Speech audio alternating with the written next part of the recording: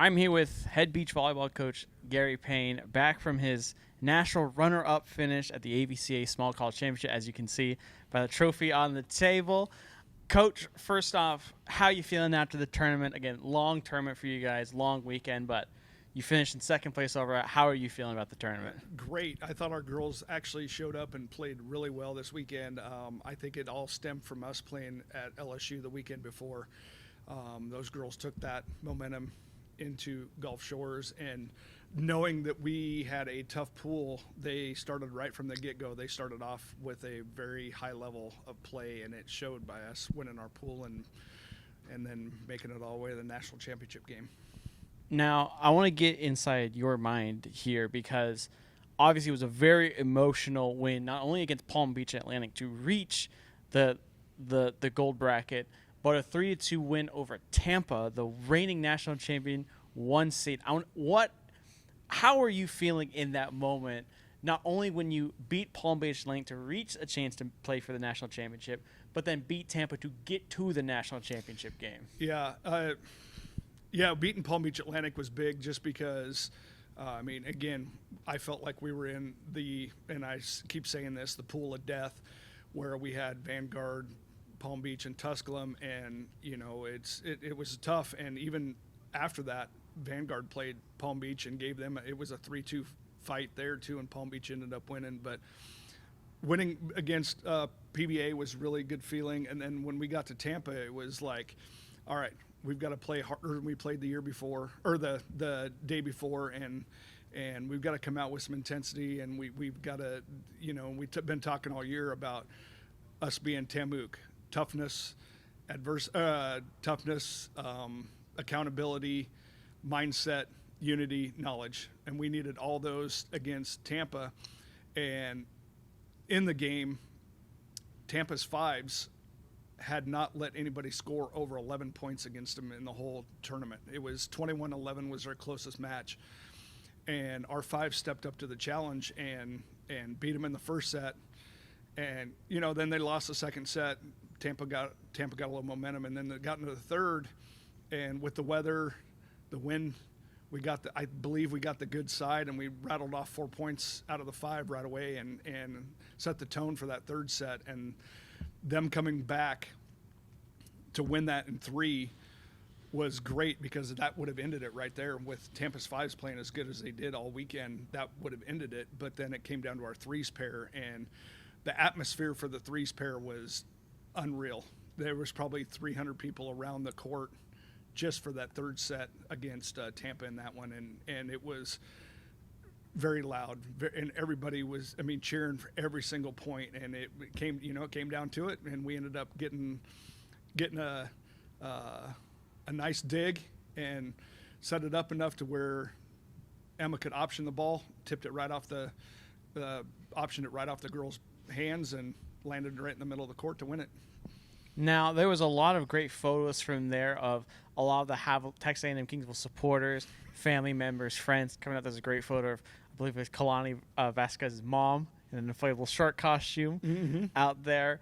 What did it mean to you to have all that support from Javelina Nation all the way out there in Gulf Shores for this national championship run? It means a lot I think it means a lot to our players to have everybody there supporting them. And again, it was a lot of mostly just parents, and there was a few friends of their parents, that were there along with us. And it feels good to know that so many people cared about what this program is doing, and, and just having that support there. And I say 200 to 300 against Tampa.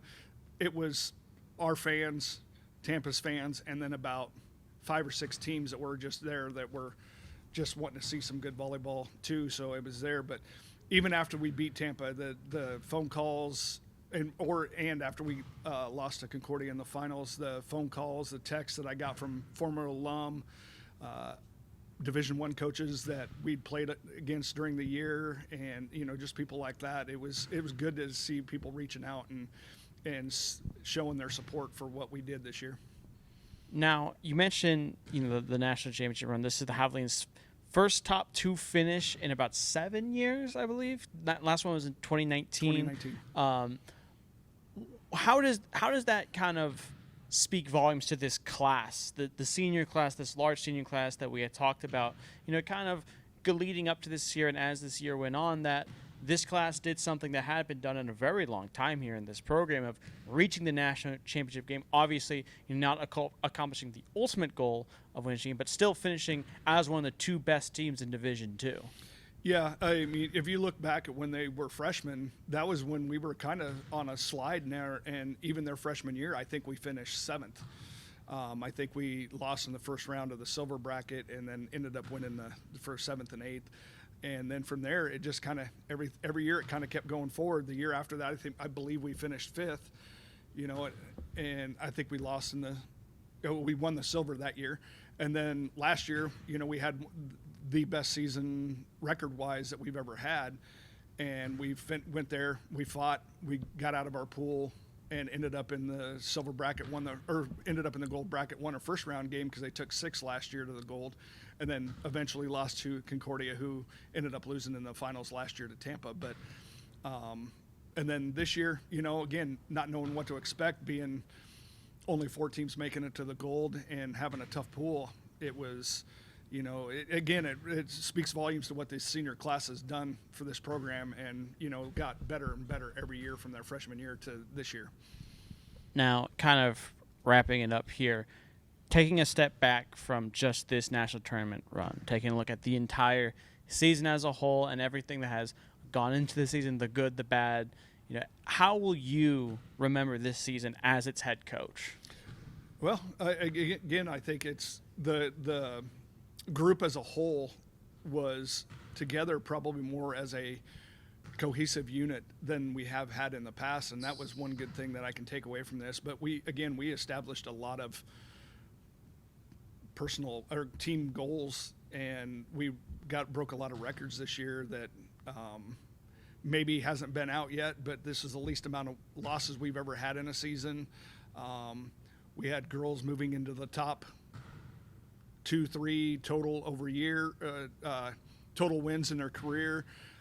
We've had girls that were breaking the record at certain spots in the twos pair, the ones pair, the twos pair, and the fives pair. Had girls that broke the most wins in those specific spots. And again, it's just the whole thing. It's just their hard work and dedication throughout the year, and going and competing every single weekend. And really, for the most part, every weekend we went 3-1, except for LSU. We went 2-2, and I think McNeese at the beginning of the year we went 2-2. But I believe that's the first time we ever went to all of our tournaments throughout the year and finished 500 or better in any of those tournaments too. So I mean, there's a lot of good things we can take from that this group did throughout their careers, and it's going to be sad losing 7 of the 10 starters this year, but hopefully we can just reload and go back and get after it again next year. Awesome. Appreciate your time, Coach. Thank you.